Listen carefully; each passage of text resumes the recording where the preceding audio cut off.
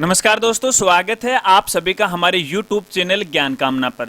तो दोस्तों, सेट यानी राजस्थान कॉमन एलिजिबिलिटी टेस्ट यानी समान पात्रता परीक्षा 2022 का ऑनलाइन आवेदन फॉर्म कैसे भरा जाता है उसके बारे में स्टेप बाय स्टेप जानकारी इस वीडियो में मैं आपको बताने वाला हूं, यानी फॉर्म भरकर आपको दिखाने वाला हूं।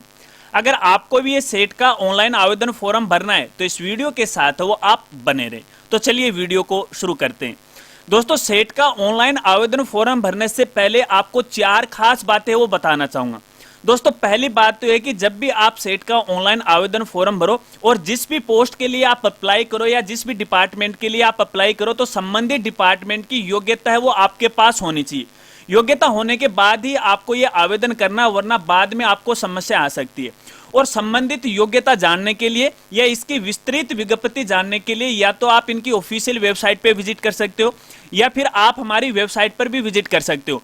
और हमारी वेबसाइट का नाम है www.rajgurji.com, क्योंकि आपकी सुविधा के लिए हमने हमारी वेबसाइट पर इसका डायरेक्ट लिंक है वो प्रोवाइड करवा दिया। जैसे आप होम पेज पे आओगे, थोड़ा सा नीचे आओगे तो यहाँ पे देखिए आपको एक लेटेस्ट न्यूज फॉर जॉब का सेक्शन वो मिल जाएगा और यहाँ पर देखिए जो विज्ञप्ति है उसका डायरेक्ट लिंक आपको मिल जाएगा। क्लिक कीजिएगा और विज्ञप्ति को वो जांच कर लीजिएगा। इसके बाद दोस्तों, यहाँ पे दूसरी खास बात यह है कि देखिए, जब भी आप ऑनलाइन आवेदन करो तो ऑनलाइन आवेदन करने से पहले आपके पास अपनी खुद की एक एसएसओ आईडी होना बहुत ही जरूरी है, क्योंकि जो आवेदन फॉर्म है वो केवल और केवल एसएसओ आईडी के द्वारा ऑनलाइन भरे जाएंगे। अगर अभी तक आपने अपनी एसएसओ आईडी नहीं बनाई है तो सबसे पहले एसएसओ आईडी बना लीजिएगा। अगर आपको ये नहीं पता है कि एसएसओ आईडी कैसे बनाई जाती है तो आप इसके लिए यूट्यूब पे जाके सर्च कर सकते हैं, एसएसओ आईडी कैसे बनाए बाय ज्ञान कामना। तो देखिए आपके सामने हमारा ये इस प्रकार का वीडियो आ जाएगा। इस वीडियो में हमने एसएसओ आईडी बनाने के बारे में संपूर्ण जानकारी डिटेल के साथ वो दी है। अगर आप एसएसओ आईडी बनाते समय कोई गलती कर देते हो तो भैया दिक्कत आ सकती है, तो पहले आप ये वीडियो है वो देख लीजिएगा। इसके बाद दोस्तों, यहाँ पे देखिए तीसरी खास बात यह है कि जब भी आप ऑनलाइन आवेदन फॉर्म भरो तो फॉर्म भरने से पहले आप ओटीआर का रजिस्ट्रेशन है वो कर लीजिएगा।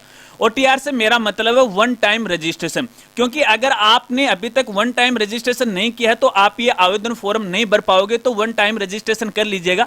अगर आपको ये नहीं पता है कि ओटीआर का रजिस्ट्रेशन कैसे किया जाता है तो इसके लिए भी हमने अलग से एक वीडियो बना रखी है। आप यूट्यूब पे जाके सर्च कर सकते हैं ओटीआर रजिस्ट्रेशन बाय ज्ञान कामना, जो कि हमारे यूट्यूब चैनल का नाम है। तो आपके सामने देखिए हमारा इस प्रकार का ये वीडियो आ जाएगा। हमने डिटेल के साथ पूरी जानकारी इस वीडियो के अंदर हमने यहाँ पे समझाई है। और दोस्तों, जब आप वन टाइम रजिस्ट्रेशन करो या ओटीआर का रजिस्ट्रेशन करो तो ध्यानपूर्वक करना। अगर आप ओटीआर में कोई गलती कर देते हो तो भैया ऑनलाइन आवेदन फॉर्म में आपको दिक्कत आ सकती है, समस्या आ सकती है।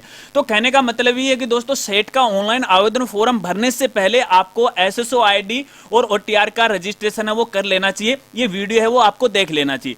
इसके अलावा दोस्तों, यहाँ पे चौथी खास बात ये है, देखिए जब भी आप ऑनलाइन आवेदन फॉर्म भरो तो फॉर्म भरने से पहले इसकी लास्ट डेट का आपको खास तौर पे ध्यान रखना है, क्योंकि यदि डेट निकल जाएगी तो आप आवेदन नहीं कर पाओगे। तो चलिए इसकी मैं आवेदन डेट है वो आपको बता देता हूं। आप स्क्रीन पे देख सकते हो, वरना बाद में आप वीडियो के नीचे कमेंट करोगे। तो देखिए ऑनलाइन आवेदन फॉर्म भरने की जो डेट रहेगी वो 22 सितंबर 2022 से लेके 21 अक्टूबर 2022 तक वो रहने वाली।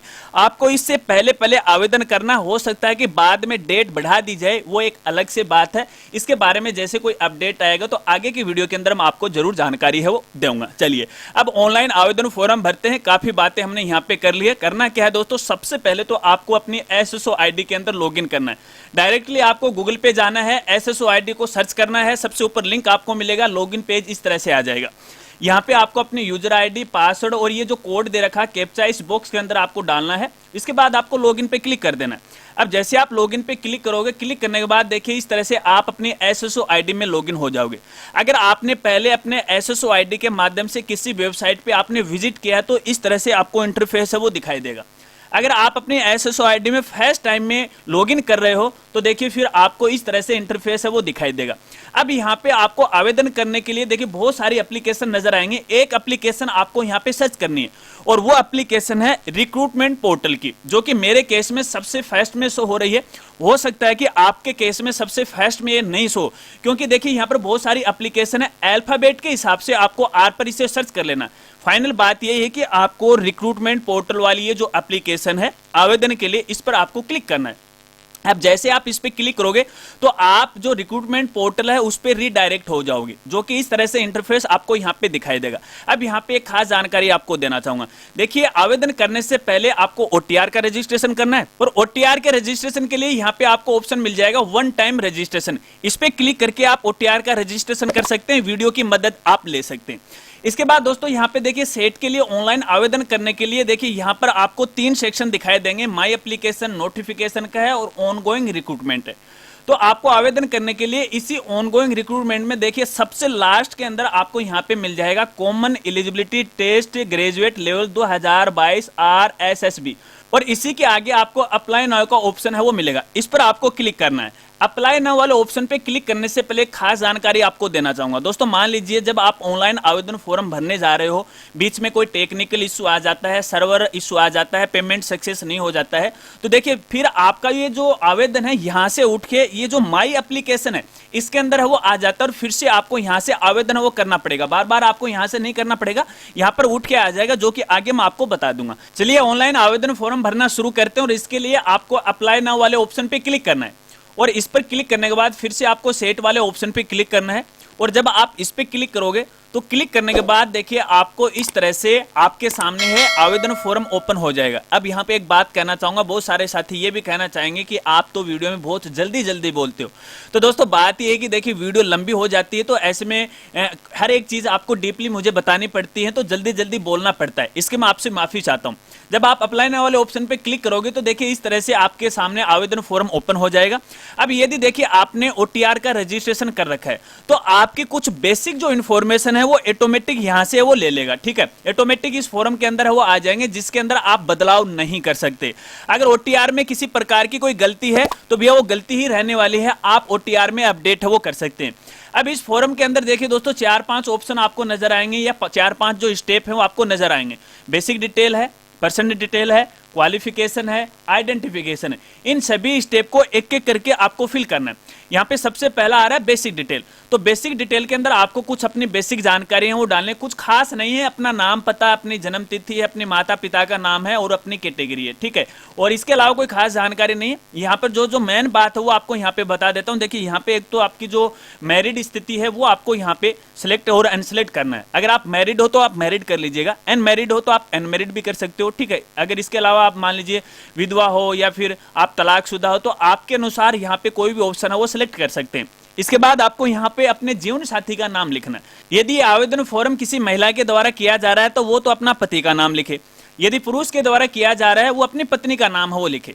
इसके बाद दोस्तों यहाँ पे एक और खास जानकारी, यहाँ पर देखिए आपके जीवित बालक और बालिकाओं की संख्या आपको यहाँ पे देनी, और संख्या आपको यहाँ पे देखिए इस डेट से पहले यहाँ पे डेट दे रखी है 1 जून 2002 से पहले और 1 जून 2002 के बाद पैदा होने वाले आपके बालक बालिकाओं की संख्या आपको देनी है, ठीक है। यहाँ पर आपको 3 कॉलम है वो देखने को मिलेंगे। यहाँ पे जो ऊपर डेट दी गई है 1 जून 2002 से पहले की यदि बालक बालिकाओं की संख्या आपको यहाँ पे डालनी है, अगर नहीं है तो आप 0 डाल सकते हैं।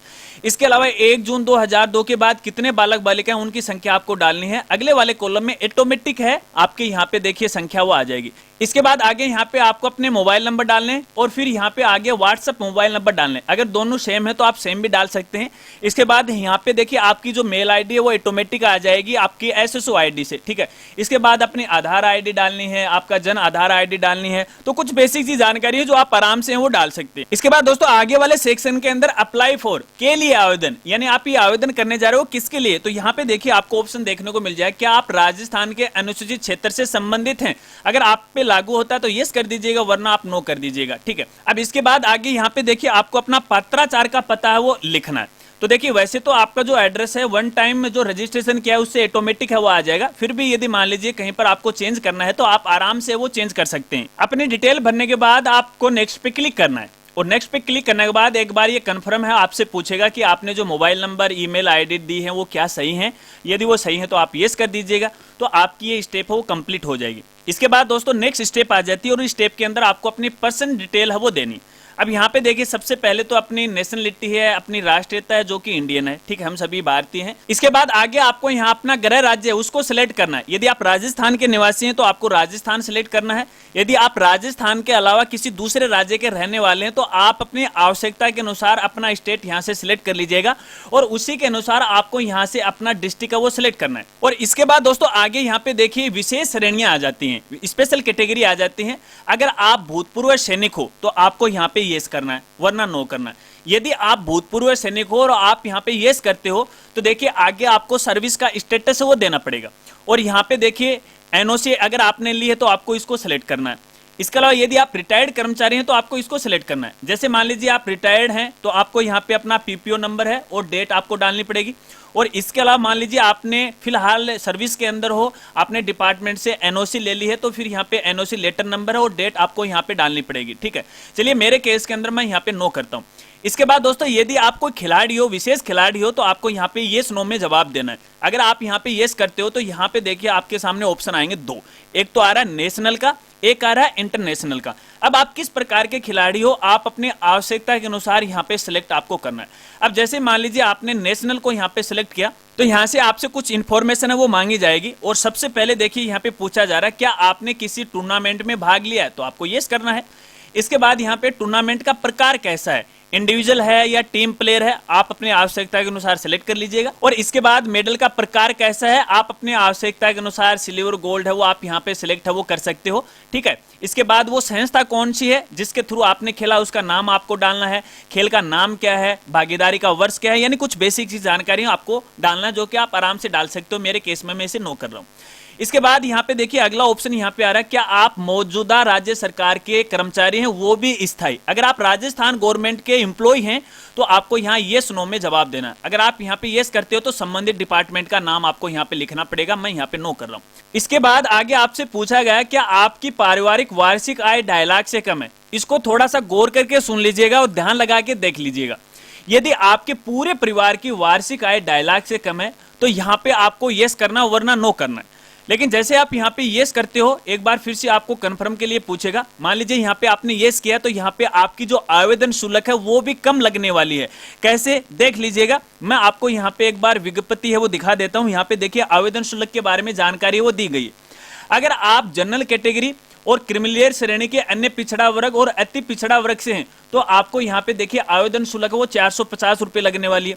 इसके अलावा आप ओबीसी नॉन क्रिमिलियर श्रेणी से हो, आर्थिक रूप से पिछड़े वर्ग से हो तो यहाँ पे देखिए आपको 350 रुपए की राशि लगने वाली है। अगर आप SC ST से हो तो आपको 250 रुपए की राशि लगने वाली है। यदि आपके पूरे परिवार की जो सालाना वार्षिक आय है वो 2.5 लाख से कम है तो यहाँ पे आपको 250 रुपए की ही राशि लगने वाली है। लेकिन यहाँ पर भी आपको ध्यान रखना है, जब मान लीजिए आप एग्जाम क्वालिफाई कर लेते हो, डॉक्यूमेंट वेरिफिकेशन का समय आता है तो उस समय आपको वार्षिक आय का एक प्रमाण पत्र है वो आपको समकक्ष जो अधिकारी होंगे उस समय उसको आपको प्रस्तुत करना पड़ेगा। इसके अलावा राजस्थान के अलावा जो भी अन्य राज्य से हैं उनको भी यही लगने वाली है अगर वो आर्थिक पिछड़े वर्ग से हैं। चलिए आगे की प्रोसेस करते हैं। और आवेदन फॉर्म में आपसे पूछा जा रहा है आप निम्नलिखित कर्मचारी वर्ग के अंतर्गत आवेदन करना चाहते हैं तो देखिए आपके सामने यहाँ पे दो ऑप्शन होंगे, येस और नो का। मर्जी आपकी है, आप इसे येस भी कर सकते हो और नो भी कर सकते हो। लेकिन अगर आप यहाँ पे येस करते हो तो अगले कॉलम के अंदर आपके सामने 3 ऑप्शन होंगे। पहला होगा departmental contractual employ, departmental employ और मिनिस्ट्रियल एम्प्लॉय, ठीक है। अब यहाँ पे पहले वाले ऑप्शन का मतलब ये है कि अगर आप कॉन्ट्रैक्ट बेस पे जाना चाहते हो यानी संविदा कर्मी के रूप में जाना चाहते हो तो आप इसे सेलेक्ट कर सकते हो। इसके बाद यहाँ पे डिपार्टमेंटल एम्प्लॉय यानी विभागीय कर्मचारी के रूप में जाना चाहते हो तो आप इसे सेलेक्ट कर सकते हो। और मिनिस्ट्रियल एम्प्लॉय का मतलब है आप मंत्रालय वर्ग के रूप में जाना चाहते हो या फिर फॉर एग्जांपल इसे क्लर्क बेस भी बोलते हैं, ठीक है। तो आप अपनी मर्जी के अनुसार है आप इसे सिलेक्ट है वो कर सकते हो। तो मैं यहाँ पे डिपार्टमेंटल एम्प्लॉय के रूप में है वो सिलेक्ट कर रहा हूँ, ठीक है। आप अपनी मर्जी से कोई भी आप सिलेक्ट कर सकते हैं, चाहो तो आप नो भी कर सकते हो, ये केवल आपको समझाने के लिए था। चलिए आगे आपसे यहाँ पे पूछा गया है अगर आप आयु में छूट लेना चाहते हो तो यहाँ पे देखिए कई ऑप्शन आपको नजर आएंगे। आप किस प्रकार की छूट लेना चाहते हो, जो आप पे लागू होती है उसी के अनुसार आपको यहाँ पे देखिए सिलेक्ट है वो कर लेना। काफी सारे हैं, जैसे एक्स स्टेट गवर्नमेंट एम्प्लॉय, अगर आप राजस्थान सरकार के एक्स सर्विसमैन हो तो आप इसको सिलेक्ट कर सकते हो, या फिर मान लीजिए आप आर्मी पर्सन हो तो इसको सिलेक्ट कर सकते हो, टेम्पोररी गवर्नमेंट एम्प्लॉय हो तो आप इसको सिलेक्ट कर सकते हो। मर्जी आपकी, यदि आप छूट लेना चाहती हो और जो आप पे लागू होती है इसको सिलेक्ट करना है। मैं यहाँ पे नोट एप्लीकेबल है वो कर रहा हूँ, आप अपने आवश्यकता के अनुसार है इसे चेक कर लीजिएगा, ठीक है, और सिलेक्ट कर लीजिएगा। इसके बाद यहाँ से आपको नेक्स्ट पे क्लिक करना है। जैसे आप नेक्स्ट पे क्लिक करोगे तो आपकी ये स्टेप है वो कंप्लीट हो जाएगी और अगली स्टेप है वो आ जाएगी। और अगली स्टेप के अंदर आपको अपनी क्वालिफिकेशन के बारे में जानकारी देनी है। अब यहाँ पे देखिए आपको एक नोटिफिकेशन है वो दिखाई देगा रेड कलर में। अब इस नोटिफिकेशन का क्या मतलब है वो आप समझ लीजिएगा। अगर आपको सामान्य भाषा में समझाना चाहूँ तो इसका मतलब यही है कि मान लीजिए आप यहाँ पे जो भी इंफॉर्मेशन दे रहे हो, जैसे आप अपनी फोटो अपलोड कर रहे हो, अपनी क्वालिफिकेशन के बारे में जानकारी दे रहे हो, अगर जब चाहे तो विभाग आपसे ओरिजिनल जो डॉक्यूमेंट है वो आपसे मंगवा सकता है। इसका मतलब यही है। तो यहाँ पे देखिए आपको एक चेक बॉक्स मिलेगा, इस पर आपको यहाँ पे टिक लगाना है। मेरे केस में पहले टिक लगा हुआ है, आपके केस में यदि टिक नहीं लगा हुआ है तो आपको इसे टिक लगाना ही पड़ेगा, ठीक है। इसके बाद आगे दोस्तों यहाँ पे आपको अपने एजुकेशन की जो इन्फॉर्मेशन है वो देनी है। अब देखिए मेरे केस के अंदर तो यहाँ पे एजुकेशन की जो इन्फॉर्मेशन है वो ऑटोमेटिक आ गई है। वो ऑटोमेटिक इसलिए आई है क्योंकि हमने यहाँ पे OTR का रजिस्ट्रेशन कर रखा था, तो OTR से एजुकेशन है वो ऑटोमेटिक से यहाँ पे उठा ली। अगर आपके केस में ऑटोमेटिक नहीं आ रही है तो फिर आपको मैनुअल है अपने एजुकेशन के बारे में जानकारी आपको देनी पड़ेगी। पहले कक्षा 10वीं, फिर 12वीं, फिर कॉलेज, फिर यहाँ पे स्पेशल एजुकेशन के बारे में जानकारी देनी पड़ेगी। स्पेशल एजुकेशन के बारे में आगे आपको बताऊंगा। अब यहाँ पे देखिए सबसे पहले तो आपको सब्जेक्ट ग्रुप या विषय समूह के बारे में आपको बताना है। जो भी आपके कक्षा 10वीं, 12वीं और कॉलेज के अंदर सब्जेक्ट रहे उनकी जानकारी आपको देनी है। और इसके बाद यहाँ पे आपके बोर्ड और यूनिवर्सिटी का आपको नाम है वो देना है। इसके बाद रोल नंबर आपको डालना है। फिर आपका परिणाम कैसा रहा वो परिणाम आपको यहाँ पे सिलेक्ट करना है। परिणाम के अंदर आपको 3 ऑप्शन है वो मिल जाएंगे। एक तो आ रहा है CGPA का, ग्रेड और परसेंटेज का। जो भी आप पे लागू है, जिस प्रकार का आपका रिजल्ट है उसी हिसाब से आपको यहाँ पे सिलेक्ट करना है। और इसके बाद आपने अपनी जो क्लास है कक्षा 10वीं 12वीं कौन से साल में पास की है वो यहाँ से आपको सिलेक्ट कर लेनी है ईयर। इसके बाद कितनी परसेंटेज रही है वो परसेंटेज आपको यहाँ पे फिल करना है। इसके बाद दोस्तों यहाँ पे देखिए पॉइंट नंबर 4 के अंदर आपको स्पेशल एजुकेशन के बारे में जानकारी देनी है। और स्पेशल एजुकेशन से मतलब है मेरा कंप्यूटर डिप्लोमा से। यदि आपके पास कोई भी कंप्यूटर डिप्लोमा या कोर्स से संबंधित कोई भी योग्यता है तो यहाँ से आप इसे सिलेक्ट है वो कर सकते हो। मेरे केस के अंदर मैं यहाँ पे RSCIT को सिलेक्ट है वो कर रहा हूँ। अगर आपके पास इसके अलावा और कोई कोर्स की योग्यता है उसे आप सिलेक्ट कर लीजिएगा, इनमें से जो भी आप पे लागू होती है। मैंने इसको सिलेक्ट कर लिया। इसके बाद यहाँ पे उसका नाम लिख देते हैं, संबंधित इन्फॉर्मेशन में फिल कर देता हूँ। संबंधित इन्फॉर्मेशन डालने के बाद आपको यहाँ से नेक्स्ट पे क्लिक कर देना है, तो आपकी ये स्टेप है वो कंप्लीट हो जाएगी। इसके बाद नेक्स्ट स्टेप आ जाएगी जहाँ पर आपको अपनी फोटो और सिग्नेचर अपलोड करने। देखिए मेरे केस में तो वैसे ऑटोमेटिक फोटो और सिग्नेचर हैं वो अपलोड हो चुके हैं क्योंकि हमने OTR के अंदर इसे अपलोड कर रखा था। अगर आपके केस के अंदर यहाँ पे फोटो और सिग्नेचर अपलोड आपको नहीं मिलते हैं तो यहाँ पे देखिए ब्राउज का ऑप्शन आपको मिल जाता है और जहाँ पे आपकी फोटो और सिग्नेचर अपलोड कर लीजिएगा। लेकिन फोटो और सिग्नेचर को अपलोड करते समय एक बात को आपको खास तौर पे ध्यान रखना है, यहाँ पे फोटो की जो साइज है वो मिनिमम 50 KB होनी चाहिए और मैक्सिमम है 100 KB होनी चाहिए।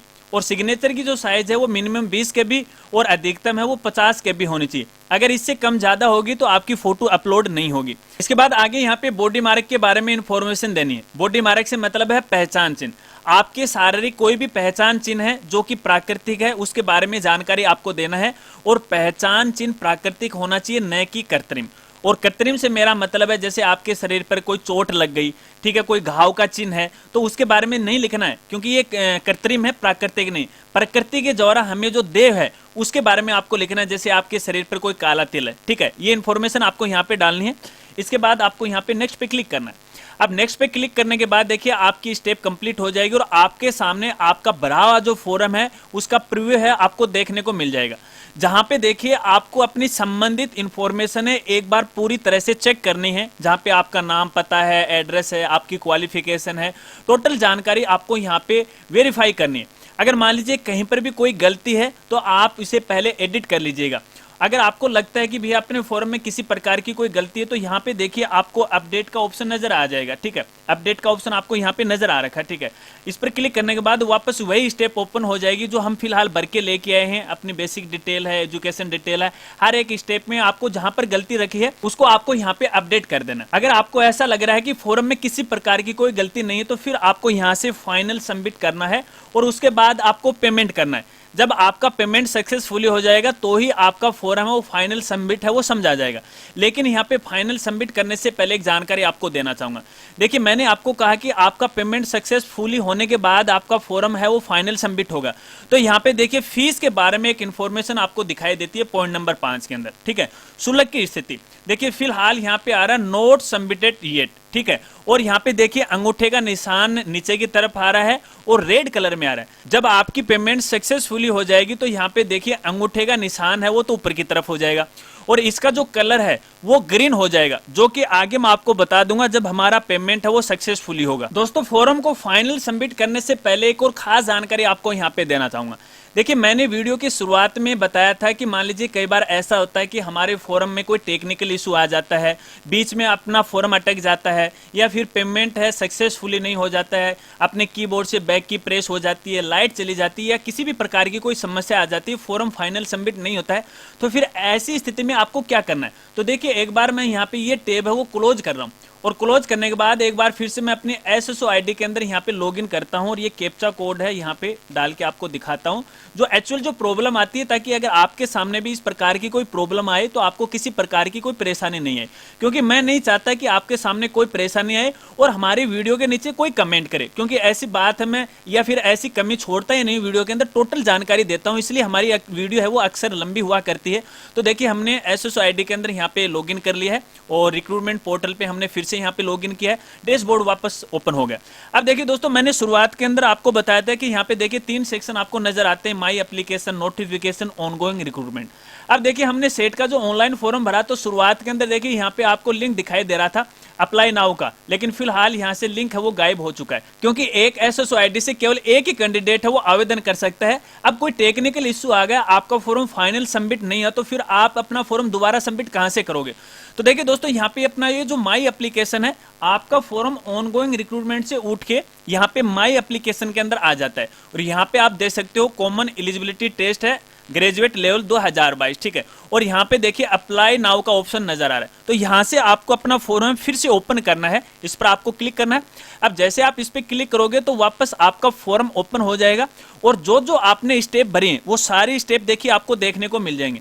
अब हर एक स्टेप को आपको यहाँ पे देखिए बार बार नेक्स्ट करना पड़ेगा, एक बार फिर से आप इसे चेक कर लीजिएगा और चेक करने के बाद यदि सारी इन्फॉर्मेशन सही है तो आपको नेक्स्ट करना है और फाइनली आपको एक एक करके है सभी स्टेप को है वो नेक्स्ट करते रहना है, तो फाइनल स्टेज पे आप आ जाओगे। तो देखिए, मैंने यहाँ पे नेक्स्ट कर दिया और हमारी ये स्टेप भी आ गई है और अपने अब फॉर्म का प्रीव्यू आएगा, नहीं अपनी जो फोटो है वो सेक्शन आएगा फोटो और सिग्नेचर का, और ये भी स्टेप हमने नेक्स्ट कर दी। आपको भी इसी तरह से करना है, जब आप अपना फॉर्म अपडेट करो तो इसी स्टेप को आपको यहाँ पे फॉलो करना है। फॉर्म का प्रीव्यू आपको यहाँ पे दिखाई दे रहा है। अब आपको यहाँ से फाइनल सबमिट करना है और फाइनल सबमिट करने से पहले यहाँ पे देखिए आपको ये घोषणा है या फिर डिक्लेरेशन है वो मिलेगा, यहाँ पे चेक बॉक्स है, इसको आपको यहाँ पे टिक लगाना है और फाइनल सबमिट पे आपको क्लिक कर देना। अब देखिए दोस्तों, फॉर्म को फाइनल सबमिट करने से पहले यहाँ पर एक और खास जानकारी आपको देना चाहूंगा पोस्ट या फिर पद को लेके, जो कि वीडियो के बीच में मैंने आपको बताया था कि वीडियो के आगे हम जानकारी देने वाले हैं। अब यहाँ पे काफी सारे दोस्तों का ये भी सवाल हो सकता है कि हमने फॉर्म तो भर दिया लेकिन फिलहाल यहाँ पर कोई भी पोस्ट के बारे में इंफॉर्मेशन इस फॉर्म में नहीं मांगी गई है।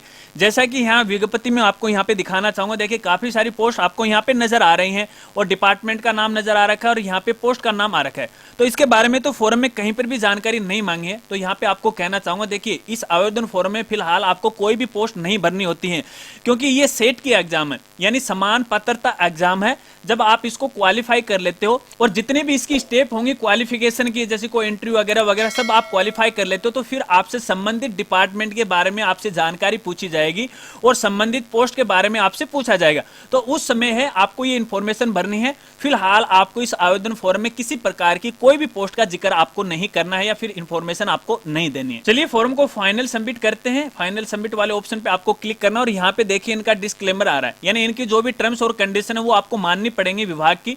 तो आपको फाइनल सबमिट वाले ऑप्शन पे क्लिक करना है। अब जैसे आप इस पे सबमिट पे क्लिक कर दोगे तो यहाँ पे देखिए आपके सामने अपनी जो आवेदन शुल्क है वो आपको यहाँ पे नजर आएगी, जो कि मेरे केस में 350 रुपए है, आपके केस में कम ज्यादा हो सकती है। इसके बाद आपको ये पेमेंट करना है, पे फीस पे आपको यहाँ पे क्लिक करना है, ओके पे आपको यहाँ पे क्लिक करना है, फिर से आपको ओके पे आपको यहाँ पे क्लिक करना है। अब पेमेंट करने के लिए दोस्तों देखिए कई बार ऐसा होता है कि देखिए सर्वर बिजी होने के कारण है, यहाँ पे थोड़ा सा टाइम आपको लग सकता है, तो आप अपने मोबाइल से या फिर अपने कीबोर्ड से कोई भी की है वो प्रेस मत कीजिएगा, ठीक है, वरना आपको दिक्कत आ सकती है। अब पेमेंट करने के लिए आपके पास नेट बैंकिंग की सुविधा है वो होनी चाहिए, इस पर आपको यहाँ पे क्लिक करना है और जो भी आपका बैंक है यहाँ से उसको सिलेक्ट है वो कर लेना। मैं यहाँ पे स्टेट बैंक इंडिया ग्रुप वाले ऑप्शन को सिलेक्ट करना हूँ और पे नाउ वाले ऑप्शन पे क्लिक कर रहा हूँ।